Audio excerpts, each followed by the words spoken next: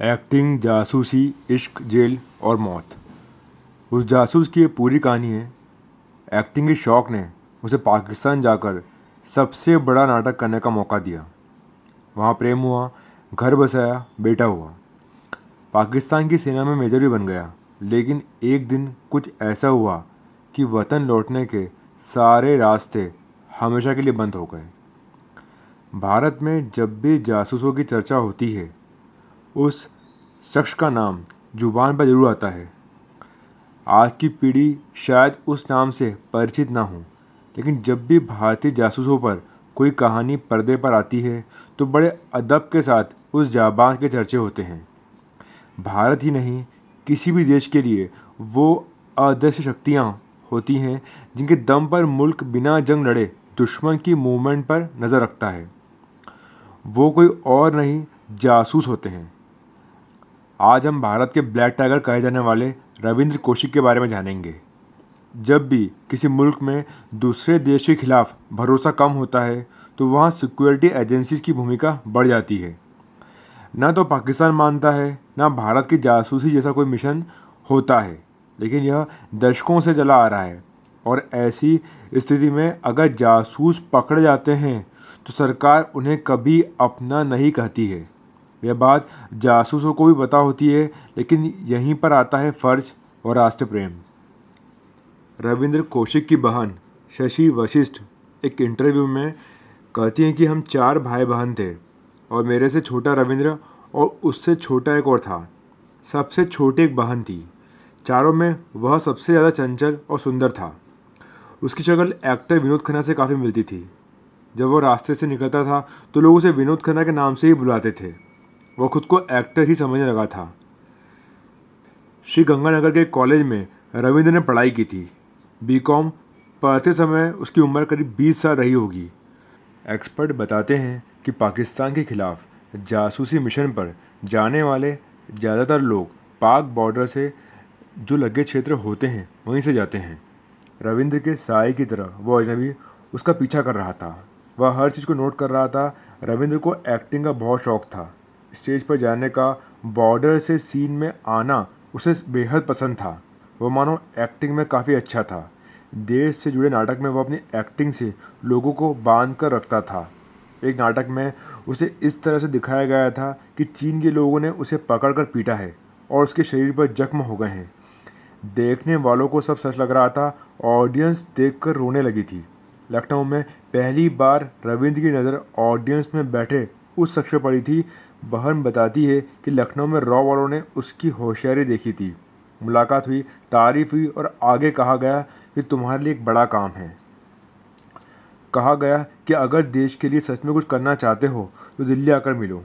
राजधानी में research and analysis wing के अफसरों से मुलाकात हुई। रविंद्र के मन में देश के लिए कुछ कर गुजरने का जज्बा पैदा हुआ। वह एक तरह से तूफान था, कुछ रोमांचक, कुछ दिलेर। रविंद्र को ऐसा लगा कि उसका सपना सच होने जा रहा है। एक्टिंग करने के लिए कमाल का रोल ऑफर हुआ है।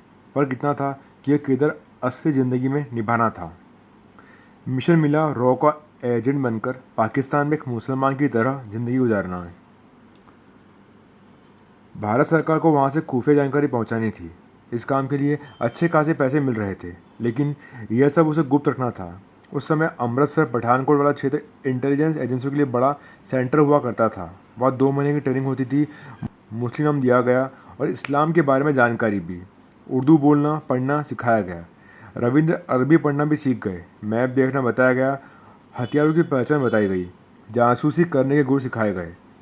शुरुआत में रविंद्र को दुनिया के 7-8 देशों में भेजा गया। उनमें से पाकिस्तान भी एक था। वह एक तरह से ट्रायल था। शुरुआती जानकारी जुटाई गई।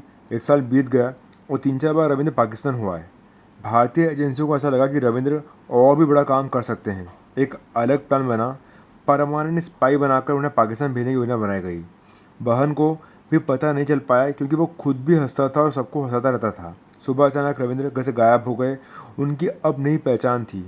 नबी अहमद शाकिर बनकर रविंद्र पाकिस्तान चले गए। भारत में उन्होंने ग्रेजुएशन किया। पाकिस्तान जाकर उन्हें एक लॉ कॉलेज में दाखिला लिया। ग्रेजुएशन पूरा किया। पंजाबी जुबान और चेहरा पाकिस्तान में घुल मिल गया। रॉ ने पाकिस्तानी राशन कार्ड भी तय करवा दिया था। एक दिन अमाना से उनकी मुलाकात हुई, वो उसे पसंद करने लगे। कुछ दिन बाद पाकिस्तान के अखबार में सेना भर्ती का विज्ञापन देखा। लॉ ग्रेजुएट के तौर पर उन्होंने अप्लाई कर दिया। दिलचस्प ये था कि उनका सिलेक्शन भी हो गया। धीरे धीरे सियासत और दूसरी ज़रूरी चीज़ें रॉ को भेजने का मिशन शुरू हुआ। रविंद्र एक मिनट के लिए भी नहीं भूले थे कि वो पाकिस्तान में भारत के जासूस थे। उन्होंने रॉ को पाकिस्तान में एटॉमिक पावर सेंटर डिफेंस से जुड़ी कई जानकारियां भेजी। इससे खुश होकर भारत के प्रधानमंत्री ने उन्हें ब्लैक टाइगर का खिताब दिया था।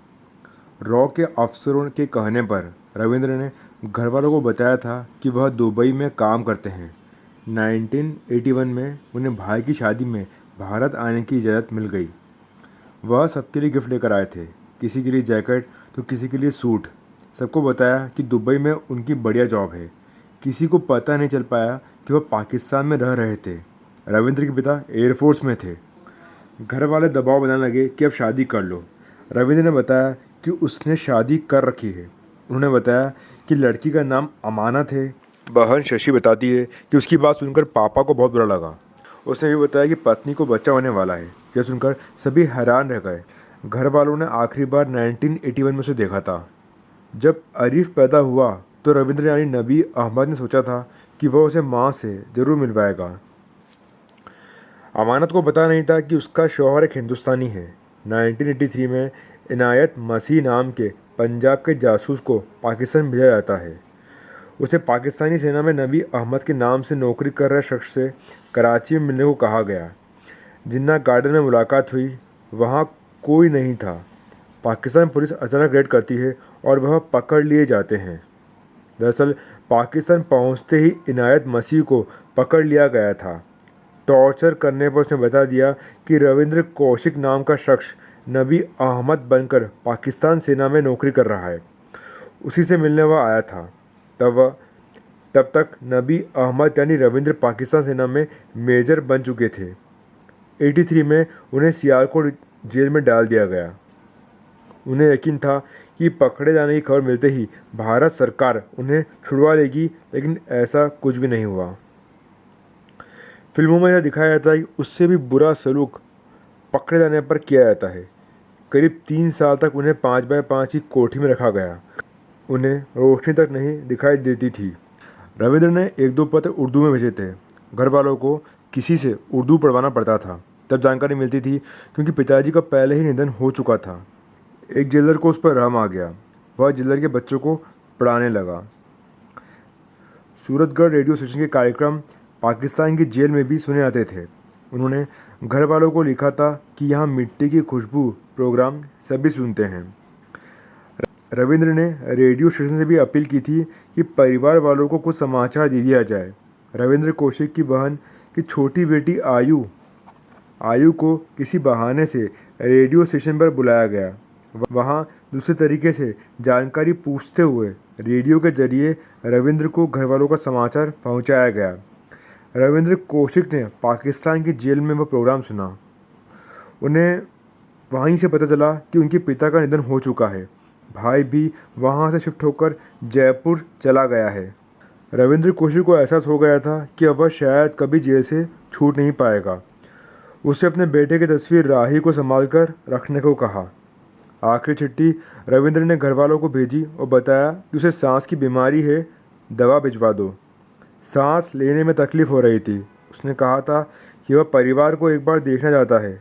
जेल में रविंद्र को टीबी ने जकड़ लिया था। नवंबर 2001 में टीबी और दिल का दौरा पड़ने से भारत का वह जासूस हमेशा के लिए खामोश हो गया। शव भी अपने मुल्क नहीं जा सका।